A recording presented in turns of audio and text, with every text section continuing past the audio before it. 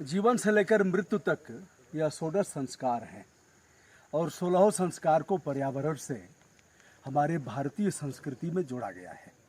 यानी जन्म होता है तो भी पर्यावरण, और बीच में शादी विवाह मुंडन और उपनयन संस्कार से लेकर के इन सारे संस्कारों में अन्नप्राश होता है, उसमें भी पर्यावरण को जोड़ा गया है। हमारे बीच विनोद सिंह जी नहीं रहे, जो एक इंटर कॉलेज के प्रिंसिपल थे। आज उनका त्रयोदशा है। हम सभी ने जीवन में तय किया है कि जीवन से लेके जन्म से लेकर के मृत्यु तक हम पर्यावरण को किसी न किसी रूप में लोगों के बीच ले जाएंगे और ऐसा करेंगे। यद्यपि सूर्यास्त हो गया है, अंधकार हो गया है, हम लोगों ने एक आम का पौधा अभी लगाया है, एक बेल का है, एक और आम का है। तो इस तरह से यह जो आप बगीचा देख रहे हैं, जबकि आपको दिखाई नहीं देगा, विनोद सिंह जी ने लगाया था अपने जीवन में। पर्यावरण से बड़ा उनका प्रेम था और पर्यावरण को धारण किया था। यह गांव है गाजीपुर जनपद के करंडा विकास खंड का धर्मपुर कटरिया। तो विनोद सिंह जी नहीं रहे, उनके दोनों पुत्र पर्यावरण संरक्षण के क्षेत्र में काफ़ी अच्छा काम करते हैं। छोटे लड़के डॉक्टर अविनाश सिंह गौतम, काफ़ी पौध लगाया है उन्होंने, रक्तदान से लेकर के और तमाम क्षेत्रों में उन्होंने महती भूमिका निभाया है। हमारे बीच हैं शशिकांत जी, जो भारतीय जनता पार्टी के मीडिया प्रभारी हैं, ब्रजेश पांडे रिंकू हैं, हनुमान बिंद हैं, दीपक हैं और पीयूष कांत पांडे हैं, नवनीत हैं, नवनीत उस परिवार के सदस्य हैं, गुल्लू सिंह यादव हैं, जिन्होंने बहुत वृक्ष लगाया है। इन्हीं के लगाए हुए पौधों में अब वह कलश बांधा जाता है। कलश माने जब अंतिम यात्रा हो जाती है तो एक कलश पीपल के पेड़ में बांधते हैं और वहाँ लोग रोज़ प्रदक्षिणा करते हैं। हमारे बीच एक और साथी हैं, मैं चाहूँगा कि आ जाए, रविकांत पांडे जी हैं, इधर आप देख रहे हैं इन्हें, और इधर एक सहयोगी हैं जो विनोद सिंह जी के घर रहते थे, इन्होंने काफ़ी मेहनत किया है इसमें।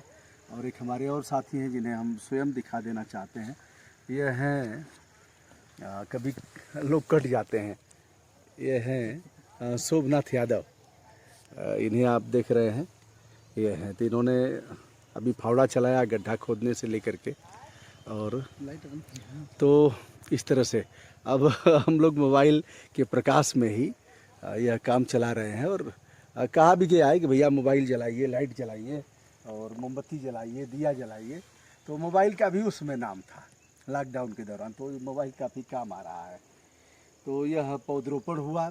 मृतात्मा की शांति के लिए हम सभी परमपिता परमात्मा से प्रार्थना कर रहे हैं और यह सभी से अनुरोध कर रहे हैं कि अब इस पौधे को यहाँ वैसे चारों तरफ से तार से घेरा गया है। कोई छूटा नहीं ना टीम का, जिसका नाम नहीं ले पाया हूँ, तो सभी के साथ विनम्र भाव से वैश्विक रूप में यह अनुरोध करना चाहेंगे कि भैया जन्मदिन पर भी एक लगा दीजिए, बच्चे के जन्मदिन पर और बिटिया के जन्मदिन पर, शादी के, हमारी बिटिया की शादी है, पहले भी हम लोगों ने किया, तो वर वधू दोनों पौधरोपण करके ही अपने दाम्पत्य जीवन की शुरुआत करेंगे, ऐसा भी है। तो पर्यावरण को धारण करें, यह किसी सरकार के जिम्मे नहीं है, न उनके जिम्मे है, न वह कर पाएंगे जब तक आपका सहयोग नहीं होगा। गिनीज बुक में नाम लिख लिया जाएगा पूर्ववर्ती सरकार का, वर्तमान सरकार का, कह देंगे लग गए, लेकिन हकीकत जब आप देखेंगे तो बहुत भयावह है। यह काम जिस दिन लोग शुरू कर देंगे तो उसी दिन, क्योंकि जिम्मेदारी तो हमारी है, यह जिम्मेदारी सरकार से बड़ी जिम्मेदारी हमारी है, क्योंकि हमारे घर छाँव रहे, हमारे बच्चों को ऑक्सीजन मिले, जो हमारी पक्षियाँ हमसे दूर चली गई हैं, हज़ारों प्रजातियाँ उनकी ख़त्म हो गई हैं, उनको भी हम शरण दे सकें, ऐसा करने की ज़रूरत है। यह सृष्टि का नियम है और यही यथार्थ है। हमारे बीच विनोद सिंह जी प्रिंसिपल साहब नहीं रहे, आज उनका त्रयोदशा है। मित्रों के सहयोग से आज हम लोगों ने कई पौधरोपण किया है। यह बेल है, बेल बड़ा काम का है। बेल आयुर्वेद की दृष्टि से और पर्यावरण की दृष्टि से इसके महत्व को नकारा नहीं जा सकता। तो उनके लड़के लोग भी पर्यावरण से जुड़े हुए हैं। त्रयोदशा उनका चल रहा है। हम लोग लगभग 1 किलोमीटर की दूरी पर, जहाँ उन्होंने कई दर्जन पौधरोपण किया है। रात तो दिख नहीं रहा है, यहाँ आम, जामुन, कटहल, नीम, अमरूद, तमाम चीज़ें हैं। तो आम को लगाने के बाद हम लोगों ने इसको बेल को लगाया है। शशिकांत जी हमारे बीच हैं। शशिकांत बताइए, इस परंपरा को आगे कैसे बढ़ाना चाहिए? नमस्ते बाबा जी। जहाँ तक ये स्थिति है कि आप लगातार पर्यावरण के प्रति लोगों को प्रेरित करने रहे हैं, और आज हमें भी यह अवसर मिला आपके सानिध्य में यहाँ उपस्थित होकर के उनके पुण्य स्मृति में इस वृक्ष को रोपने में हम कहीं न कहीं मतलब आपके लिए इसके लिए कृतज्ञ हैं। निश्चित तौर पर जो आदरणीय परम श्रद्धेय जिनकी आज पुण्य वो त्रयोदशा है, वह पर्यावरण के प्रति बहुत ही आग्रहित थे। उन्होंने आज यहाँ आने के बाद ये पता लगा कि उनके द्वारा तमाम तरह के वृक्ष और अपनी एक कुटीर नुमा मकान यहाँ बनाए हुए हैं कि जब वो सेवानिवृत्त होंगे और आकर के यहाँ पे अपना बाकी का जीवन यापन करते इन पर्यावरण के सानिध्य में। लेकिन दुर्भाग्यवश विधाता ने वह अवसर उनको नहीं प्रदान किया। लेकिन आज उनके सानिध्य में, उनके संरक्षण में, उनके नेतृत्व में या उनके द्वारा लगाए गए उनके कर कमलों से जो वृक्ष हैं, आने वाले पीढ़ी को उनकी पुण्य स्मृति कई वर्षों तक, यहाँ तक कि अगर हो सकेगा तो वह एक लय उनके जो पुत्र लोगों में दिखाई देती है, दोनों पुत्र जो पर्यावरण के प्रति उसको आगे बढ़ाते रहेंगे और आने वाली पीढ़ियां कहीं न कहीं इसको और आगे बढ़ाते हुए इस पर्यावरण को एक नया आयाम देगी। हमारे बीच पीयूष कांत पांडे हैं, उनके मित्र अविनाश जी के दोस्त हैं, उनके विनोद सिंह जी के लड़के अविनाश, डॉक्टर अविनाश। पीयूष जी, आप तो कई कार्यक्रमों में भाग भी लिए हैं इस तरह के। जी, मैं यही सभी लोगों से यही आग्रह करना चाहता हूँ कि पर्यावरण के प्रति, जैसे सिंह साहब समर्पित थे, उन्होंने बहुत सारे पेड़ पौधे, और उनके पुत्र डॉक्टर साहब ने भी पर्यावरण के लिए बहुत काम किया है। मेरा यही आग्रह है, सभी जो हमारे वीडियो को देखेंगे उन लोगों से यही आग्रह है कि विश्वव्यापी रूप में हमें पेड़ पौधों को ज़्यादा से ज़्यादा लगाना है और इनकी महत्ता को समझना है, ताकि आने वाली पीढ़ियां जो हैं वो ये ना कहें कि नहीं पीछे के लोगों ने हमारे लिए कुछ नहीं किया है।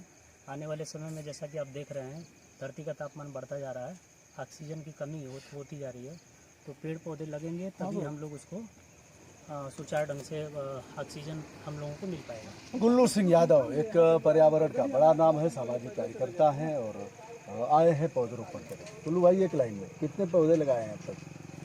वैसे तो मैंने सैकड़ों पौधे लगाए, लेकिन एक पौधे लगाकर मैं बहुत संतुष्ट हुआ। एक पीपल का पेड़ आज से मैं 7-8 वर्ष पहले लगाया, और उसमें आज कम से कम सैकड़ों लोगों का जो मृतक के बाद उसमें पानी देने के लिए बांधा जाता है, वह अब तक क्रिया हो चुका होगा।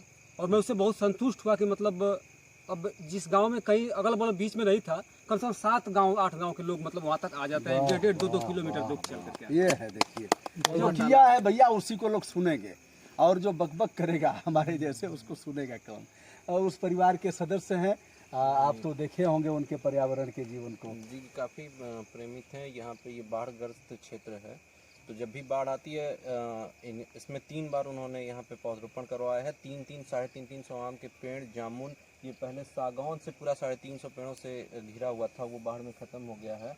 लेकिन हर बार वो कभी निराश नहीं हुए, हर बार नुकसान हुआ। तीसरी बार ये उनका लगाया हुआ, लेकिन अब तो लहलहा रहे हैं। हाँ, अब लहलहा रहे हैं उनके हौसले के सामने। मतलब गंगा जी ने भी कहा कि चलो बेटा तुमने किया तो हम इनको बचाएंगे। जी।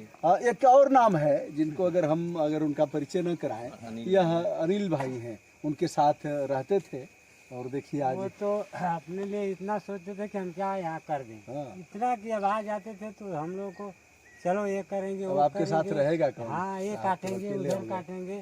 सागौन का जो पौधा पहले वाला देखिए, ये तो है, उसी के साथ में पूरा एकदम आरी लगाए थे। दीपक हैं, इनकी भी शुभकामना। और हमारे बीच हनुमान बिंद जी हैं, हमारे वरिष्ठ कार्यकर्ता हैं, बड़े समर्पित हैं, हमेशा जी जान से लगे रहते हैं, इनकी भी श्रद्धांजलि। ब्रजेश, क्या कहना है आपका? बस यही कहना भैया कि यहाँ देखने के बाद एक पर्यावरण का नया उथल पुथल मन में आया है।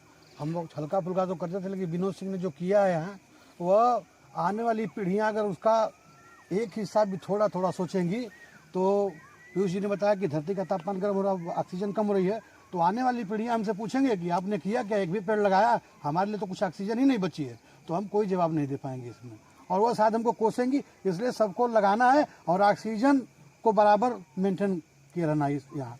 हमारे साथ रविकांत पांडे जी हैं, जो कैमरामैन का काम कर रहे हैं, जो पत्रकार हैं, पायनियर के जिला संवाददाता हैं। एक और नाम छूट गया है जो कैमरामैन है, मैं चाहूँगा कि मोबाइल लेकर के उनको भी अवसर दीजिए।